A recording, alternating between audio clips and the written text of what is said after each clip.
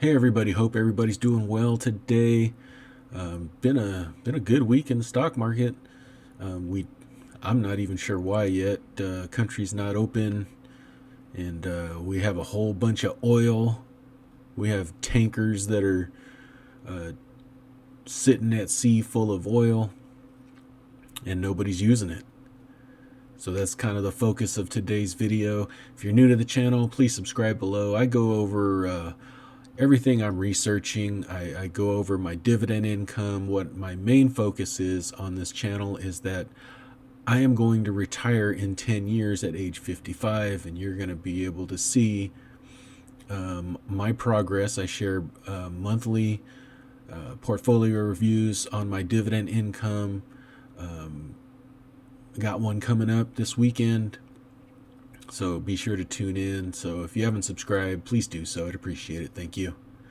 But today we are looking at the Vanguard ETF Energy ETF, ticker symbol VDE. VD. Interesting name there.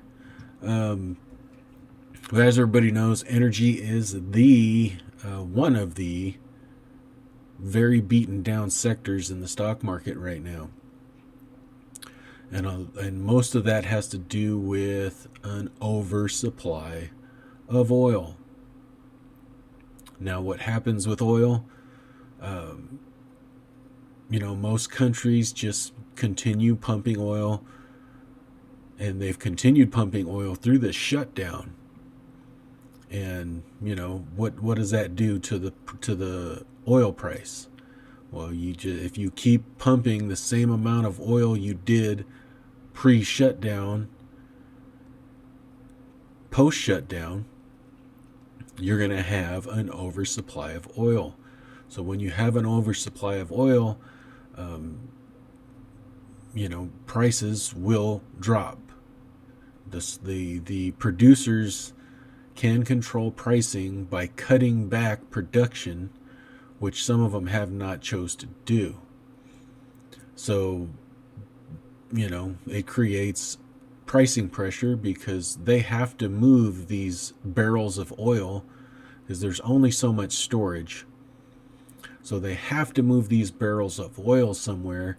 And at one point they were, it's complicated. I'm no energy expert, by any means.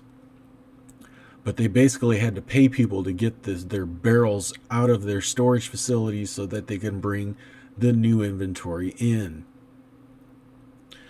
And, all that does is just create downward pressure on oil. And, if they don't stop production, you're just going to keep this pressure on the oil price because nobody's using it, right? We're not driving very much. We're not flying. Cruise ships aren't using it.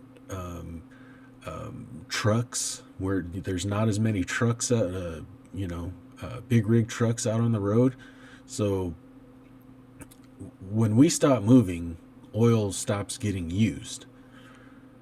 So the thing is, where do you go from here if you're already in the Vanguard ETF? Well, if we look at a couple of their holdings, if we look at their holdings overall, they're heavily weighted. It's almost 50% in two holdings, and that's ExxonMobil and Chevron.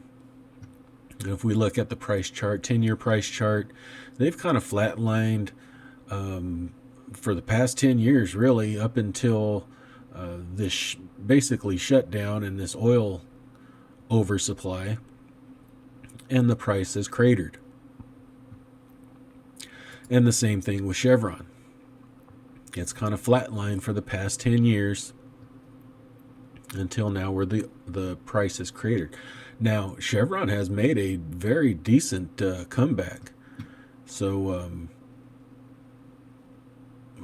it's kind of surprising to me, but that's neither here nor there. But what do? Let's look. What's the future of oil? Let's look at history and let's see if that tells us anything. Now, this is a 30-year chart of crude oil prices. It says 70, but I chose 30. And if you look here, it's just nothing but volatility. It's volatility all the way through. And if you look during our last recession, which is 2008, we had a peak of $165 to the bottom of $50, or basically $51.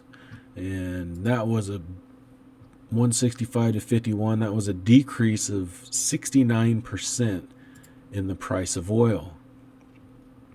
Now you fast forward today from it wasn't a peak, but our recent high was $61, and our current low is right around $12.78. So that turned out to be from $61 to $13, almost a 79% drop in oil prices.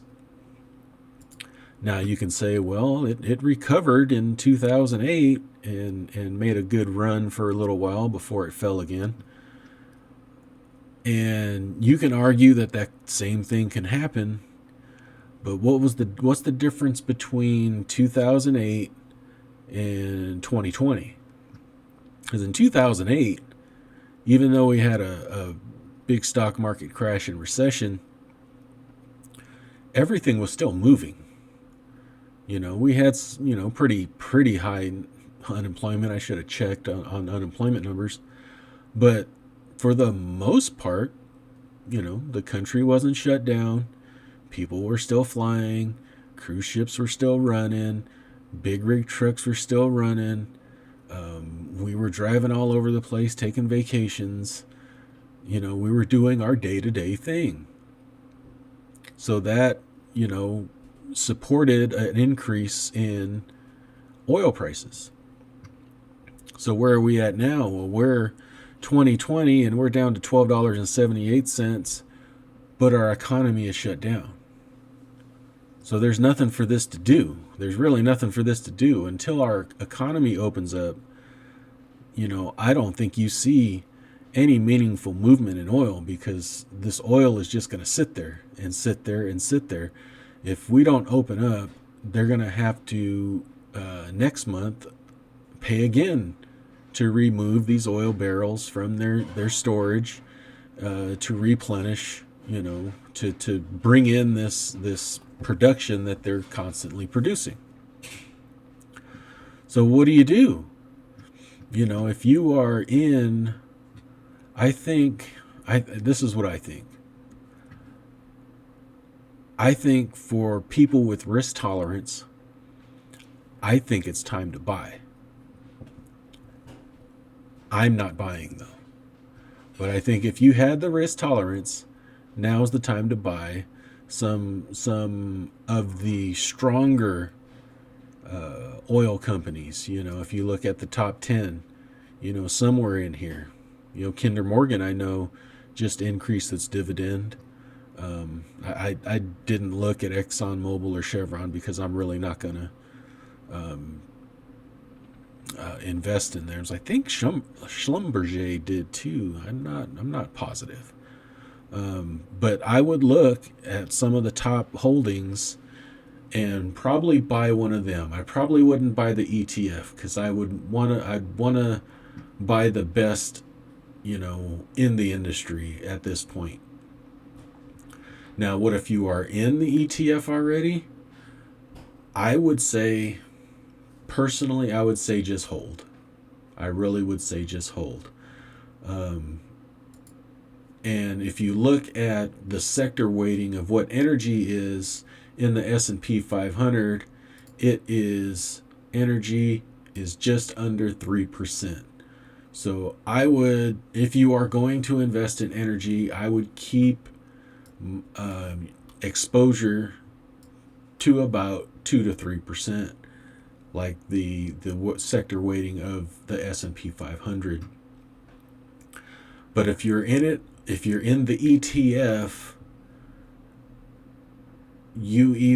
this is either an opportunity to buy some more or just to hold, because eventually this is going to come back up. I mean, we can't sit here and have cheap oil forever. We could, one thing about cheap oil and high unemployment and a shutdown economy, this really puts extreme amount of pressure on renewables. Renewables need to do something to lower the cost of being a renewable, because at as cheap as oil is now, there and with the high unemployment, these people are going to choose cheap oil over renewable all day long. That is my prediction. If oil stays down here long, renewables are going to become less important. And as long as unemployment stays up, renewables are going to become less important unless they start bringing the price of renewables down. Because what would you rather, if you were in a economic crunch, just as an individual, would you want an expensive renewable energy and a ramen noodle, top ramen or mac and cheese dinner? Or would you want cheap oil energy and a steak? That's how I see it. So this could be, I don't know if I'd want to be in renewables at the moment. I'd rather be in the oil. But like I said, I'm no expert, but that's just the way I see it, as just a regular old dude on YouTube. So take that for what it's worth. So leave me a comment down below. Are you in in any energy ETF, or do you have large holdings in individual companies? I'd love to hear your thoughts down below. And hey, hope you guys have a great day. We'll talk to you later. Thanks. Bye-bye.